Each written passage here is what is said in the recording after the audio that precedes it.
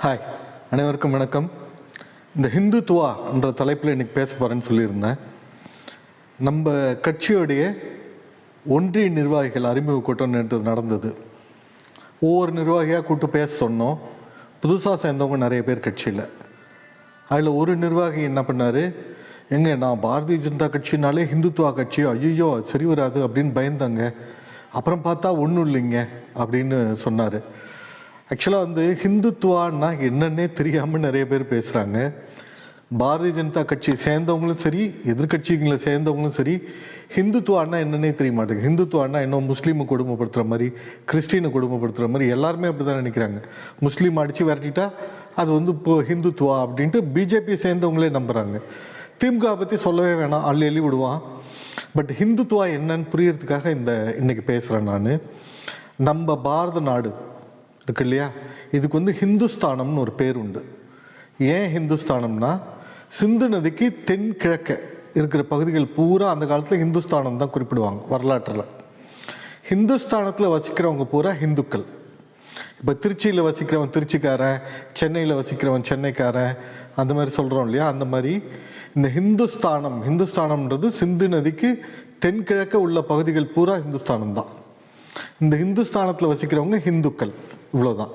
இங்கே இருக்கிற மக்களுடைய தனித்துவம் என்ன? இங்கே இருக்கிற மக்கள் இன்னைக்கு 1000 வருஷம் முன்னாடி, இன்னைக்கு ஒரு 1200 வருஷம் முன்னாடி இஸ்லாமோ கிறிஸ்டினோ எதுவுமே இல்லாத காலத்துங்களில் அப்போ என்ன பண்ணுவாங்கன்னா, எல்லாத்தையும் வணங்குவாங்க. இயற்கையை பூரா வணங்குவாங்க. இயற்கையில் பஞ்சபூதங்கள், நிலம், நீர், நெருப்பு, ஆகாயம், காற்று எல்லாம் சாமி தான். சின்ன சின்ன பூச்சி இனங்கள், எறும்பு, பிள்ளையார் எறும்புன்னு கும்பிடுவாங்க. உயிரினங்கள், காட்டு விலங்குகள் எடுத்துக்கோங்க, சிங்கம், புலி, யானை எல்லாமே நம்மளுக்கு சாமி தான். பசு கேட்கவே வேணாம் நீங்கள். எலி மூஞ்சிருன்னு சொல்கிறது, பிள்ளையாருடைய வாகனம்னு சொல்கிறது, அதுவும் சாமி தான். கழுகு சாமி தான். காக்கா சாமி தான். அப்புறம் சின்ன புல் வாங்க, அருகம்புல், அதுவும் சாமி தான். துளசி செடி, அதுவும் சாமி தான். ஆலமரம், அரச மரம், வாழை மரம் எல்லாமே சாமி தான். இந்த மண்ணுடைய தன்மை உலகத்தில் வேற எங்கேயுமே பார்க்க முடியாது. இந்த மாதிரி வழிபாடு இங்கே பிறந்தவன் என்ன பண்ணுவான், எல்லா சாமியும் வணங்குவான். செத்து போனவனையும் வணங்குவான். செத்து போனவன் சமாதிக்கு போனால் அங்கேயும் ஊந்து கும்பிடுவான். இது இந்த மண்ணுக்கே உரிய குணம். எல்லா நம்பிக்கையும் ஏற்பாங்க. இயற்கையில் எல்லாத்தையும் நம்புவாங்க. இயற்கையை பூரா வணங்குவாங்க. இதுதான் இந்த மண்ணுடைய. அதே மாதிரி இங்கே ஒரே ஒரு சாமி கிடையாது. இப்போ மத்திய கிழக்கு நாடுகள் போனீங்கன்னா அல்லா மட்டும்தான்வாங்க. மேற்க போனீங்கன்னா இயேசு மட்டும்தான்வாங்க. வேறு எதையுமே ஒத்துக்க மாட்டாங்க.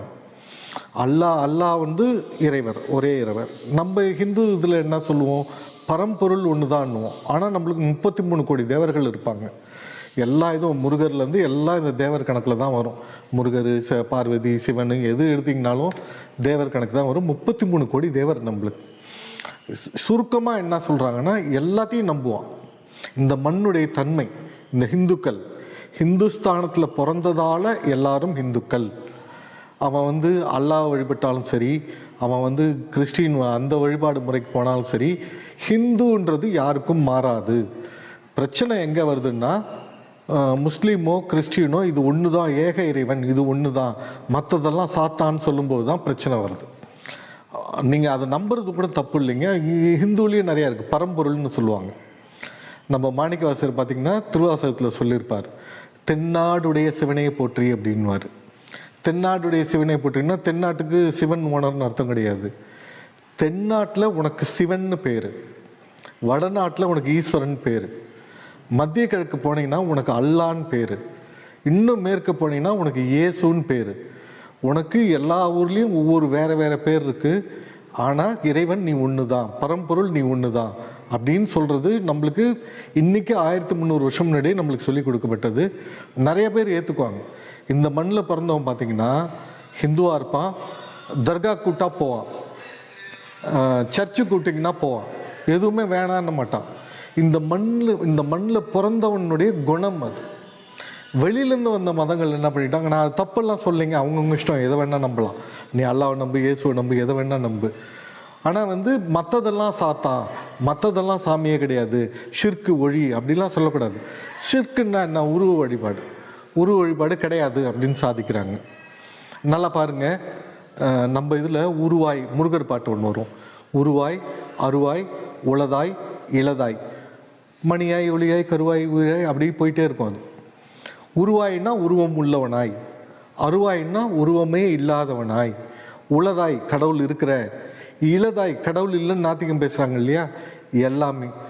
எல்லாமே நம்ம இதில் ஏற்பு தான். இந்த ஹிந்துஸ்தானத்தில் பிறந்தாலே நீ ஹிந்து. நீ எந்த சாமியை கும்பிட்டாலும் உனக்கும் அந்த மதத்துக்கும் நாட்டுக்கும் சம்பந்தம் கிடையாது. அதுவும் தனிப்பட்ட சுதந்திரம். எந்த சாமின்றது, நம்மளுக்கு 33 கோடி தேவர் இங்கே இருக்காங்க ஏற்கனவே.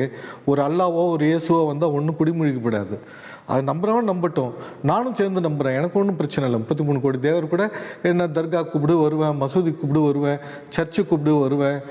இந்த தன்மை இருக்கு இல்லையா, இந்த மாதிரி எல்லாத்தையும் ஏற்றுக்கிற தன்மை இருக்கு இல்லையா, அதுக்கு பேர் ஹிந்துத்துவா. தேசம் பிரதானம், நம்ம இங்கே பிறந்தோம், நீ எந்த சாமியை கும்பிட்டாலும் நீ இந்த மண்ணின் மைந்தன், நம்ம எல்லாரும் ஒன்று அப்படின்னு சொல்கிறது ஹிந்துத்துவா. பட் இங்கே என்ன ஆயிடுதுன்னா, இந்த திராவிட கட்சிகள், கம்யூனிஸ்ட்டு, காங்கிரஸ் இதெல்லாம் நம்ம நாட்டை பிரிக்கிறதுக்காக ஐயோ மதவெறி, ஐயோ மதவெறி, ஐயோ மதவெறி, இந்துத்துவான்னா மதவெறின்வானு. ஹிந்துத்துவா, ஹிந்துன்றது ஒரு மதம்ன்றாங்க, ஹிந்துத்துவா. இது 2 வார்த்தையை வச்சுட்டு அந்த ஆரம்பம், அந்த வார்த்தை ரைமிங் இருக்குது இல்லைங்களா, ஹிந்துத்துவா, அதை வச்சுட்டு கேம் ஆடுறது இந்த திராவிட கூட்டம், இந்த கம்யூனிஸ்ட்டு, காங்கிரஸ் இதெல்லாம். மற்றபடி ஹிந்துன்னா எல்லாருமே ஹிந்து தான். நம்ம பாயும் ஹிந்து தான், கிறிஸ்டியன்ஸும் முஸ்லீம் ஹிந்து தான், நம்மளும் ஹிந்து தான். அது மாறாது. இந்த மண்ணின் மைந்தர்கள், நம்மளுக்குன்னு ஒரு குணம் இருக்கு இல்லையா, எல்லா நம்பிக்கையும் ஏற்றுக்கும் அப்படின்னு சொல்கிறது தான் ஹிந்துத்துவா. இதை தான் நம்ம சொல்கிறோம். இது தப்பாக போயிடுது. இதை எல்லாரும் நீங்கள் புரிஞ்சுக்கணும். அதுக்காக தான் இந்த பதிவு. நன்றி.